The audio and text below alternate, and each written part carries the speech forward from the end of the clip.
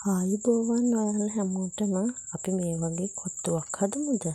ඉස්සෙල්ලාම තෙල් ටිකක් ලිපේ තියලා ඒකට ඉඟුරු සුදු ලුණු ටිකක් තෙම්පරාදු වෙන්න දාන්න. ඊළඟට බීලුණු ටිකකුත් දාලා තෙම්පරාදු කරගන්න. ඊළඟට ඔයාලගේ කැරටුයි ලීක්සුයි ලෑස්ති කරගන්න. ඉස්සෙල්ලාම අපි බිත්තර ටිකක් මේ වගේ පුංචිවට බෙදලා ගන්න ඕනේ. ඊළඟට ඔයාලගේ කොත්තු පැකට් එක ගන්න.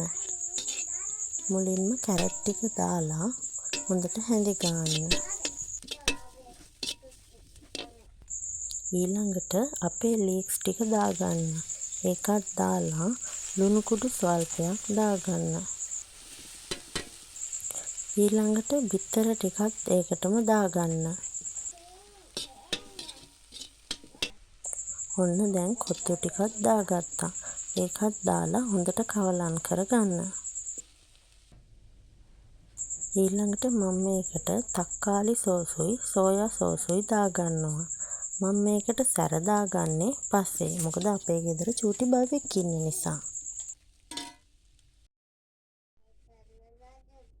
ඔන්න මේ තියෙන්නේ බබාට අයින් කරපු කොටස. ඊළඟට අපි ගම්මිරිස් ටිකක් දාලා හොඳින් කවලම් කරගන්නවා.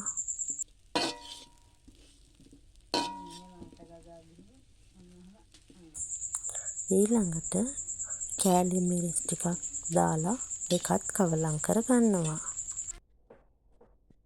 ඔන්න අපේ කොත්තු එක දැන් හරි. දැන් කන්නයි තියෙන්නේ.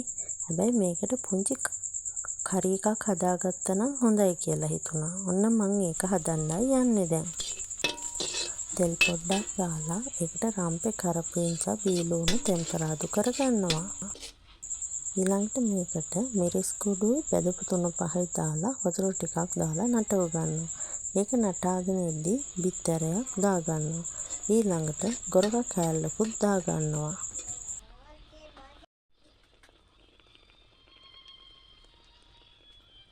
ඊළඟට බිත්තරේ තැම්බෙද්දි ටිකක් හැඳි ගන්නවා.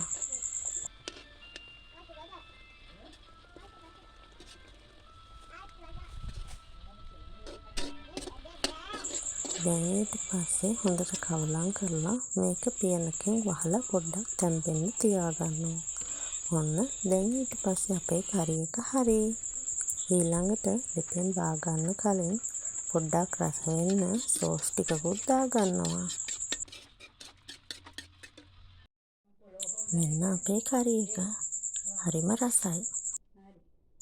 දැන් මේ කරි එකත් එක්ක අපේ කොත්තුවත් දාගෙන කද්දී හරිම රසයි. ඔයාලා try කරලා බලන්න. මං ගිහින් එන්නම්. බයි.